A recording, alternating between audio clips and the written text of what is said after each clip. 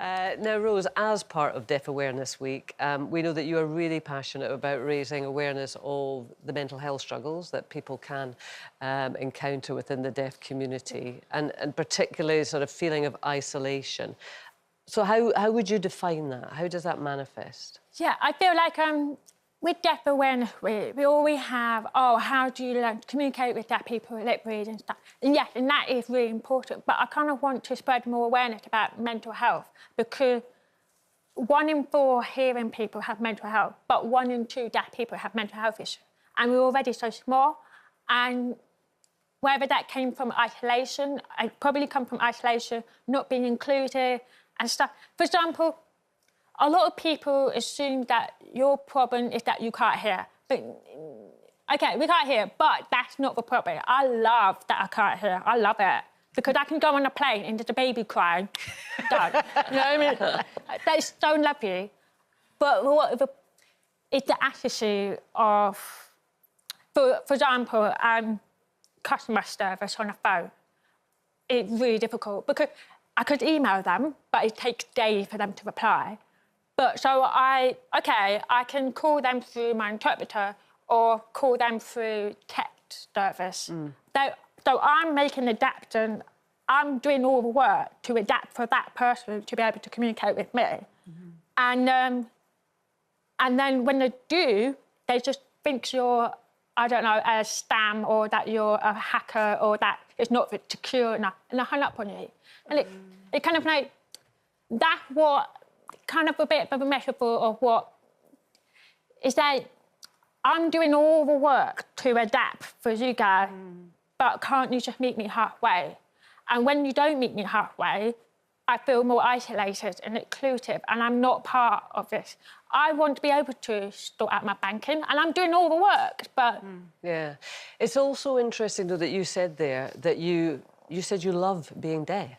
Whereas I guess most of the hearing community would probably imagine, and I think wrongly, that you would change it if you could, but you wouldn't.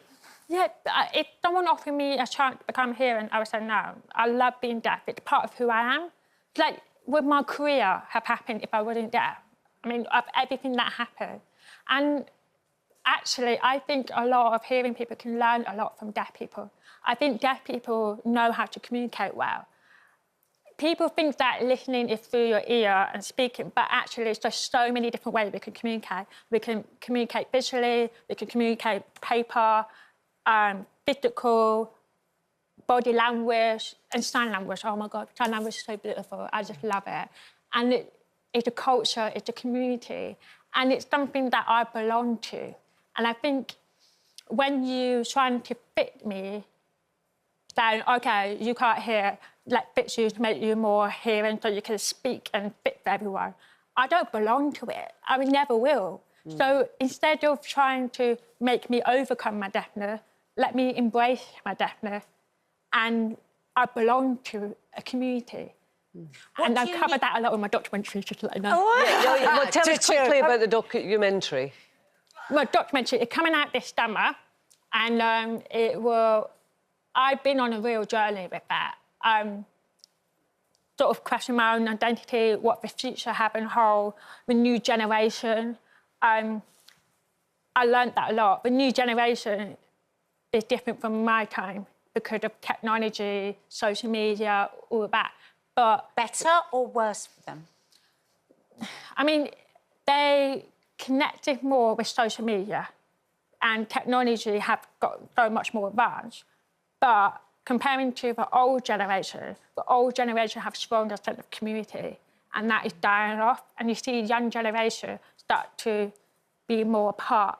Well, weirdly, social media is actually quite isolating, isn't it? Because everyone's just in their rooms doing it. Yeah. And it's affecting.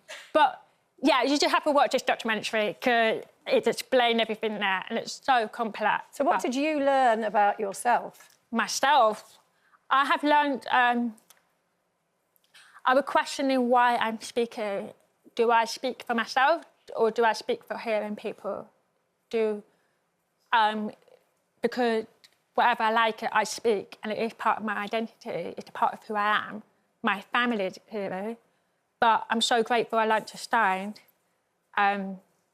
but I never will.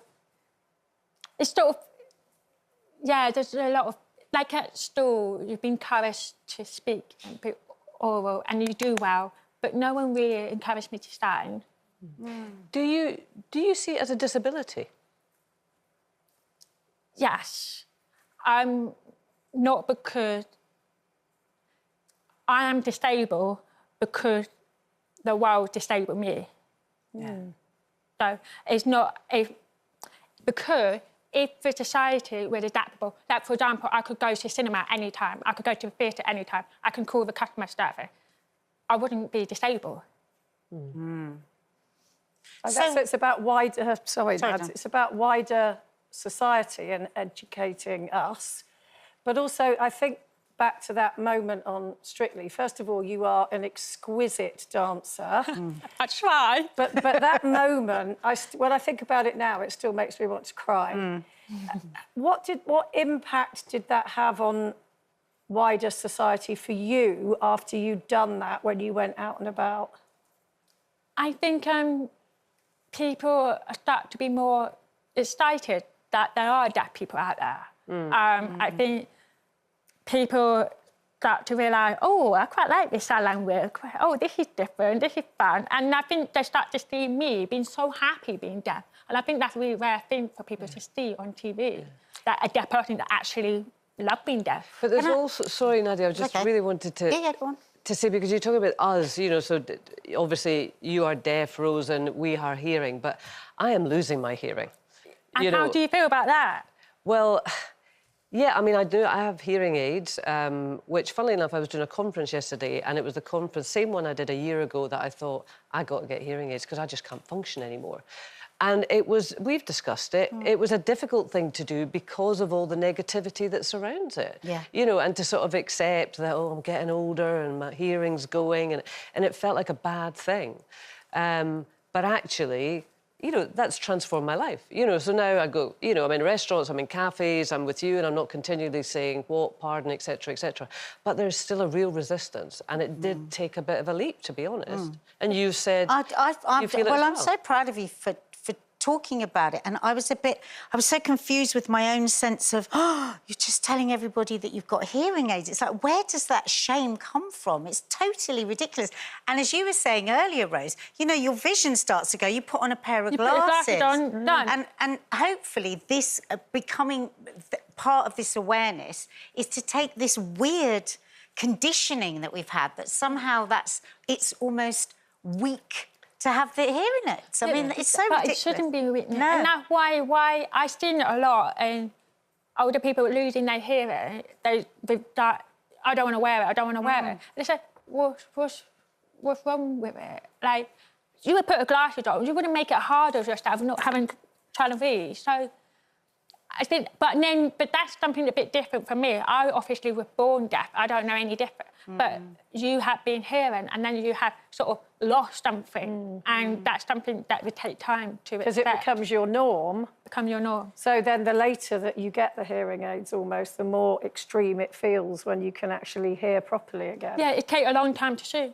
But it's also about having people around you need to learn to adapt, to be patient with you, and write things down and learn different ways of communication rather than, I don't know. Do you find that people shamed around you? I think the thing is, I think what many of us hearing people have to be aware of, that we would be irritated much more easily with somebody that isn't hearing us as somebody that isn't seeing us. We don't have the same sort of allowances, and I think a lot of that is just because we don't talk about it. But also, you can't see deafness. Exactly. So it's like, oh, well, I've said it. You know, when I think of when my dad first started losing his hearing, we just thought he was being difficult, you know, and then he wouldn't wear his hearing aids. It's like, oh, Dad with his hearing aids. And actually, what he needed was a lot more sympathy. Yeah. And I watched him retreat and retreat, like talk less and less at the dinner table, and that just... It's actually a big thing. We call it the dinner table syndrome in the deaf community. And every deaf person probably experienced it. I could sit around the table with a whole friend of family, everyone is hearing, talking over at the same time really, really far. I can't catch up with them. And it can be so exciting because you're in the room with them, but you're so alone. And I'm looking at the audience. Yeah. Seeing the nods, I'm seeing it, yeah. Does that mean I agree? Yes. Yeah. Yes, it does. Yeah. Yeah. So every person experienced this, and really, I used to be angry about it, but eventually over time I got used to it. But I think everyone experiences it, and it in a way it gives you.